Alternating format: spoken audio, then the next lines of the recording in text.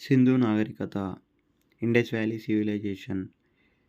ఇది 2500 BC to 1750 BC according to RS Sharma. RS Sharma ప్రకారం ప్రపంచంలో మొదటి నాగరికత, సమకాలీన నాగరికతలు, సుమేరియా నాగరికత, దీన్ని మెసొపొటేమియా నాగరికత అని కూడా అంటారు, ప్రస్తుతం ఇరాక్ దేశంలో కలదు. ఈజిప్టు నాగరికత, ఇది ఆఫ్రికా దేశంలో కలదు. ఈజిప్టును నైలు ప్రదాత అని కూడా అంటారు. చైనా నాగరికత హ్యాంగో నది ఒడ్డున విస్తరించి ఉంది. చైనా దుఃఖహితిని హ్యాంగో అని నదిని అంటారు. సింధు ప్రజలకు సుమేరియా నాగరికతతో మాత్రమే సంబంధాలున్నాయి.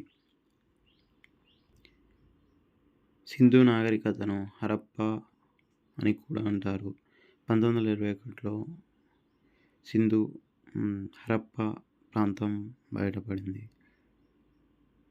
సింధు ప్రజల లిపి బ్రహ్మలిపి, సర్పలేఖనం అని కూడా అంటారు.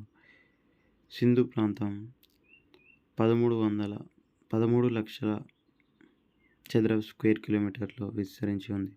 ప్రపంచంలో అతిపెద్ద నాగరికత, ఇది పట్టణ నాగరికత. సింధు నాగరికత విస్తరించి ఉన్న ప్రాంతం ఉత్తరాన మాండా, ప్రస్తుతం జమ్మూ కాశ్మీర్ యూనియన్ టెరిటరీలో కలదు.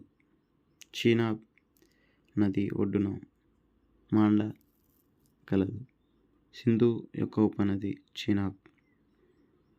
దక్షిణాన దైమాబాద్ మహారాష్ట్ర ప్రాంతంలో కలదు. ప్రవారా నది, ఇది గోదావరి యొక్క ఉపనది. తూర్పున అలంగీర్పూర్ ఉత్తరప్రదేశ్లో కలదు. హిందాన్ నది ఒడ్డున కలదు, విస్తరించి ఉంది. యమునాకు ఉపనది. పశ్చిమాన సత్లజ్ దారో దశత్ నది పాకిస్తాన్ కలదు.